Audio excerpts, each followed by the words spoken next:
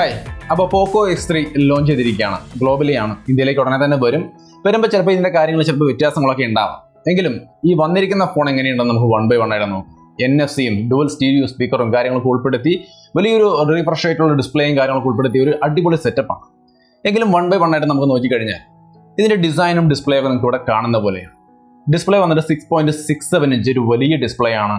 Central aligned punch whole display ആണ്. 120 ഹെർട്സിന്റെ refresh rate ഉണ്ട്. 240 ഹെർട്സിന്റെ touch sampling rate ഉണ്ട്. ഈ ഒരു കാര്യങ്ങൾ നോക്കിക്കഴിഞ്ഞാൽ പക്ക സ്മൂത്ത് ആയിട്ട് നിങ്ങൾക്ക് ഗെയിം കളിക്കാൻ പറ്റുന്ന, കൂടുതലായിട്ട് ഗെയിം കളിക്കുന്ന ആൾക്കാർക്ക് വളരെ സ്മൂത്ത് ആയ ഒരു എക്സ്പീരിയൻസ് തരുന്ന ഒരു ഫോണായിരിക്കും ഈ പോക്കോ X3.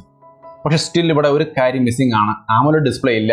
നമ്മൾ ഈ ഒരു ഫോണിനെ കുറിച്ച് ഇൻസ്റ്റാഗ്രാമിൽ ഇട്ടപ്പോൾ ഒരു പോസ്റ്റ് ഇട്ടപ്പോൾ ഫസ്റ്റ് നമ്മുടെ ജാദിർ മുഹമ്മദ് കമന്റ് ചെയ്തിരിക്കുന്നത് എങ്ങനെയാണ്, സ്റ്റിൽ മിസ്സിംഗ് AMOLED ഡിസ്പ്ലേ. ബാക്കി എല്ലാം അടിപൊളിയാണ്, പക്ഷേ AMOLED ഡിസ്പ്ലേ അത് മിസ്സിംഗ് ആണ്. ശരിയാണ്, ആ ഒരു കാര്യം മിസ്സിംഗ് ആണ്. അപ്പോൾ അത് വേണമെങ്കിൽ നിങ്ങൾക്ക് നോട്ട് ചെയ്ത് വെക്കാം ഒരു മൈനസ് ആയിട്ട്. ബട്ട് ഈ ഒരു ഡിസ്പ്ലേ എന്ന് പറയുന്നത് എന്നെ സംബന്ധിച്ച് ഓക്കെയാണ്. ഇതിൻ്റെ ഡിസൈനും കാര്യങ്ങളൊക്കെ കാണാൻ നല്ല സ്റ്റൈലിഷ് ആയ ലുക്കും കാര്യങ്ങളൊക്കെ ഉണ്ട്. റിയറിലെ ക്യാമറ മോഡ്യൂളും കാര്യങ്ങളൊക്കെ നമ്മൾ ഓൾറെഡി ലീക്കിൽ കണ്ട ആ സംഗതികൾ തന്നെയാണ്. നല്ല സ്റ്റൈലും ലുക്കിൽ തന്നെയാണ് ഇരിക്കുന്നത്. മോശം ഒന്നും പറയാനില്ല.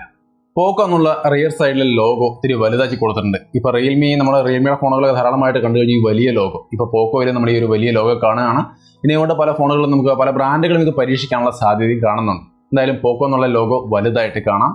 ഓവറോൾ നല്ല ഡിസൈൻ. ഫ്രണ്ടിലെ ഡിസ്പ്ലേ Gorilla Glass 5 കൊണ്ട് പ്രൊട്ടക്ട് ചെയ്തിരിക്കുന്നു. ഓവറോൾ നല്ല ഗുഡ് ലുക്കിംഗ് ആയ ഡിവൈസ് ആണ്. Type-C പോർട്ട് ഉണ്ട്, IR ബ്ലാസ്റ്ററും കാര്യങ്ങളുണ്ട്, side mounted finger print sensor ഉണ്ട്. അങ്ങനെ ഒരുവിധം എല്ലാ കാര്യങ്ങളും NFC സംവിധാനങ്ങൾ അടക്കമാണ് ഈ ഒരു ഫോൺ വരുന്നത്. സോ ഓവറോൾ എല്ലാ ഫീച്ചേഴ്സും ഇതിന്റെ ഭാഗത്ത് വരുന്നത്. ഇതിന്റെ സ്പീക്കറുകളുടെ കാര്യത്തിലുമുണ്ട് വ്യത്യാസം. സാധാരണ മിഡ് റേഞ്ചിൽ നമ്മൾ കാണാത്തൊരു സംവിധാനമാണ് ഡുവൽ സ്റ്റീരിയോ സ്പീക്കർ. ആ സംവിധാനം ഇവിടെ വരുന്നുണ്ട്. നമ്മൾ Realme 7 Proയിൽ കണ്ടു. അതിൽ ഈ ഒരു പോക്കോ ഫോണിലും അതേപോലെ ഡുവൽ സ്റ്റീരിയോ സ്പീക്കർ സംവിധാനങ്ങളും വരുന്നുണ്ട്. സോ ഒരു ഡിസൈൻ്റെ ഭാഗത്തും അതിൻ്റെ പ്രധാനപ്പെട്ട ഫീച്ചേഴ്സിൻ്റെ ഭാഗത്തും നോക്കിക്കഴിഞ്ഞാൽ ഒരുവിധം എല്ലാ സംഗതികളും ഉണ്ട്. Type-C പോർട്ടും കാര്യങ്ങളുണ്ട്. അതിൻ്റെ ഒപ്പം 3.5mm ഹെഡ്ഫോൺ ജാക്ക് അടക്കമുള്ള സംവിധാനങ്ങൾ വരുന്നുണ്ട്. ഒന്നും മിസ് ചെയ്തിട്ടില്ല. സോ ഓവറോൾ ഡിസൈനും ഫീച്ചേഴ്സും ഒക്കെ അടിപൊളിയാണ്. ഇനി ഇതിൻ്റെ പെർഫോമൻസ് ഡിപ്പാർട്ട്മെന്റിലേക്ക് വന്നു കഴിഞ്ഞാൽ പോക്കോ S2 സ്നാപ്ഡ്രാഗൺ 730G ആയിരുന്നു. ഇവിടേക്ക് വരുമ്പോൾ പോക്കോ X3യിലേക്ക് വരുമ്പോൾ 732G ആണ്. എന്താണ് ഡിഫറൻസ്? ജസ്റ്റ് ക്ലോക്ക് സ്പീഡിൽ ഒരു കോറിന്റെ ക്ലോക്ക് സ്പീഡ് 2.2 എന്നുള്ളത് 2.3 ആക്കിയിട്ടുണ്ട്. കമ്പനി പറയുന്നു മൊത്തത്തിലുള്ള ഗ്രാഫിക്സ് പെർഫോമൻസ് ഒക്കെ മൊത്തത്തിൽ ഒരു 10-15% ഇമ്പ്രൂവ് ചെയ്തിട്ടുണ്ടെന്നാണ് പറയുന്നത്. എങ്ങനെ തന്നെയായാലും ഇതിന്റെ സ്കോറൊക്കെ നോക്കുമ്പോൾ 730നേക്കാൾ കുറെ കൂടി ബെറ്റർ ആയ പെർഫോമൻസ് ആണ് 732 തരുന്നത്. സോ ക്രൂഷ്യലായിട്ട് ചിന്തിക്കുന്നവർക്ക് തീർച്ചയായിട്ടും ബെറ്റർ ആയ പെർഫോമൻസ് ഈ പോക്കോ X3യിൽ സ്നാപ്ഡ്രാഗൺ 732 വെച്ച് വരുന്ന പോക്കോ X3യിൽ കിട്ടും. ബട്ട് നോർമൽ യൂസറെ സംബന്ധിച്ച് വലിയ വ്യത്യാസമൊന്നും ഫീൽ ചെയ്യില്ല. ഇനി ഇതിന്റെ ബാക്കിയുള്ള കാര്യങ്ങൾ നോക്കിയാൽ LPDDR4X RAM ആണ്, UFS 2.1 സ്റ്റോറേജ് ആണ്, Android 10 based MIUI 12 latest MIUI 12 തന്നെയാണ് വരുന്നത്. സോ ഓവറോൾ ഇതിന്റെ പെർഫോമൻസ് ഡിപ്പാർട്ട്മെന്റ് അടിപൊളിയാണ്. ഇനി ഇതിന്റെ റാമും സ്റ്റോറേജും ഒരു പ്രധാന കാര്യമാണ്. 6GB RAM 64GB സ്റ്റോറേജ് ആണ് ഒരു വേരിയന്റ് വരുന്നത്. കൂടിയ വേരിയന്റ് 6GB RAM 128GB സ്റ്റോറേജും വരുന്നുണ്ട്. ഓക്കെ, പക്ഷേ ഇവിടെ ഒരു കാര്യമുണ്ട്. ഈ 6GB RAM 64GB സ്റ്റോറേജിന്റെ ഒപ്പം നമുക്ക് 2 സിം അല്ലെങ്കിൽ ഒരു സിം മെമ്മറി കാർഡ്, ആ രീതിയിൽ ഹൈബ്രിഡ് സിം സ്ലോട്ടാണ് വരുന്നത്. എന്തായാലും ഈ കാര്യം എന്താണ് എന്നുള്ളത് ഇതിനെക്കുറിച്ച് എൻ്റെ ഒരു അഭിപ്രായം ഞാൻ അവസാനം പറയാം. ഇനി ക്യാമറയുടെ കാര്യം നോക്കിയാൽ 64 മെഗാപിക്സലിന്റെ ക്വാഡ് ക്യാമറ സെറ്റപ്പാണ്. മെയിൻ ക്യാമറ 64 മെഗാപിക്സൽ, 13 മെഗാപിക്സലിന്റെ വൈഡ് ആംഗിൾ ക്യാമറ, 2 മെഗാപിക്സലിന്റെ മാക്രോ സെൻസർ, 2 മെഗാപിക്സലിന്റെ ഡെപ്ത് സെൻസർ, 20 മെഗാപിക്സലിന്റെ സെൽഫി ക്യാമറയാണ് സെൻട്രൽ അലൈൻഡ് പഞ്ച് ഹോളിനകത്ത് ഡിസ്പ്ലേയിൽ കാണാൻ സാധിക്കുന്നത്. സോ ഓവറോൾ ഇതിന്റെ ക്യാമറ സെറ്റപ്പ് യൂഷ്വലി നമ്മൾ കണ്ടുവരുന്ന ഒരു സംഗതിയൊക്കെ തന്നെയാണ്.